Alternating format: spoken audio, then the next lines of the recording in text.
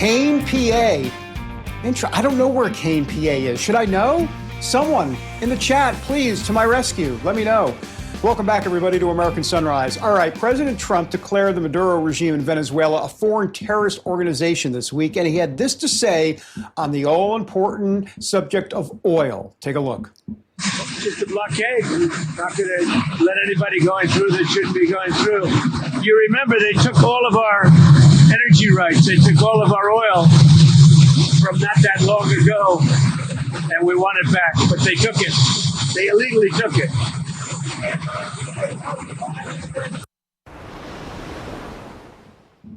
All right, for more, let's bring in the founder of Defense of Democracies. That would be Cliff May. Cliff, great to have you back on the show.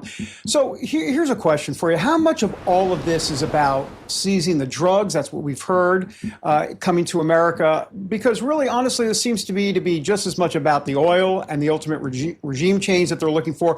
And also, second part of my very long run-on question, explain what the president means exactly when he says, quote, they took all of our oil and we want it back. They illegally took it. I'd love for you to kind of get into that as well. Good morning to you, sir. Good morning to you. Good to be with you guys. So I think it's all of the above and more. I think if you look at the national security strategy that just came out, you see that what the president has in mind is he doesn't want South America, Latin America, continuing along the path it has long been on, which means being essentially influenced, driven, directed by America's enemies. And by America's enemies, I mean Communist China, I mean Russia, I mean the Islamic Republic of Tehran, which is all over places like Venezuela, but not just there. I mean Hezbollah, which is a proxy of Tehran and is a terrorist organization. He talks about it in terms of money because this is America first and it's your interest and it's your money. And we had companies over there and they had rights, and those rights have been abrogated. And we're also not going to let the drugs come out of this country and probably others as well, and go and end up in the United States. But he also, there's something called the Monroe Doctrine. When John Kerry at one point said it's no longer operative, I don't think he understood what it was. I think when he said it's no longer operative, he meant we're not going to interfere in South America's affairs. What it really meant was we don't want European empires and powers hostile to us taking over, essentially, countries that are in our hemisphere. We're not going to allow that. It's back. The Monroe Doctrine is back. And so I think he wants to force out, particularly China, Russia, Iran, part of what we call the axis of aggressors. One more point. There are three countries in particular that are really enemies of, adversaries of the United States. One, of course, is Venezuela. One, of course, is Cuba, which is deeply involved in Venezuela. And one is Nicaragua. And I think he has his eye on all three, starting with Venezuela. Cliff, Russian President Vladimir Putin says that Russia will continue fighting in Ukraine if peace talks fail. Putin demands Ukraine give up territory and drop plans to join NATO. These are conditions Ukraine is rejecting. So Ukrainian President Zelensky says his country needs strong security guarantees before any agreement. What will happen here? I think Americans are tired of waiting for all this. They may be. And let me tell you, Ukrainians are tired too, because they're getting hit every day by missiles and drones, and it's a cold winter and they've got no power. Look, let me translate from the Russian what Putin is saying. He's saying, I'm going to do this militarily or there's going to be a surrender.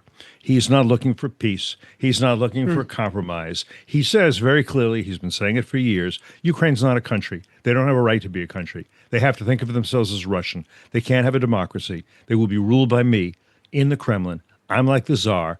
I'm going to make them. I'm going to make them into Russians.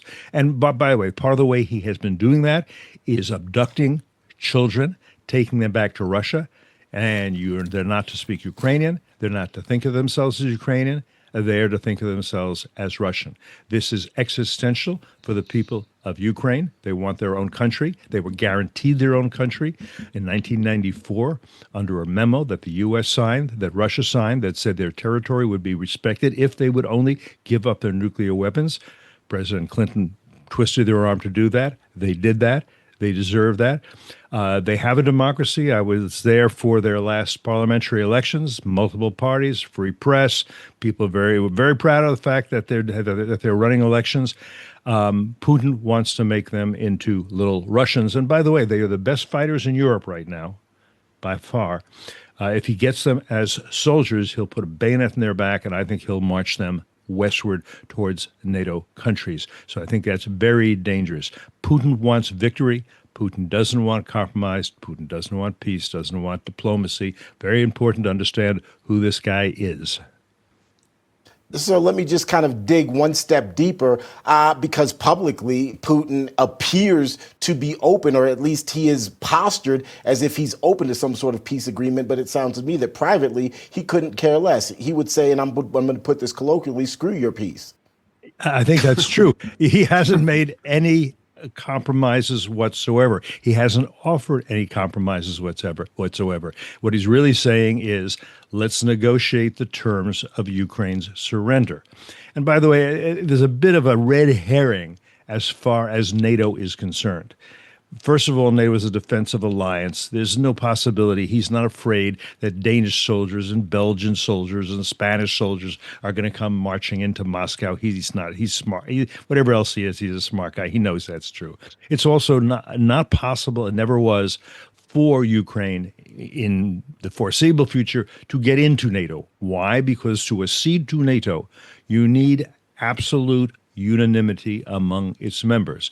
There was never a point at which Hungary, Turkey, and even Germany, when they were getting oil and gas from Russia, were going to say, yes, we will accept Ukraine into NATO. That was never a possibility. So in a way, okay, if that's what it would take to get a ceasefire, I'm not going to talk about peace, say it's not going to go into NATO. It should say, NATO shouldn't say that because NATO shouldn't surrender. But Ukraine could just say, okay, we're not going to, we agree, we're not going to apply for admission to NATO, into which they will not get anyway. Yeah. That would be okay. That's giving up, watermelon for Lent. Cliff May, putting it in I wasn't no expecting that terms. one, Cliff, but okay. Like that one?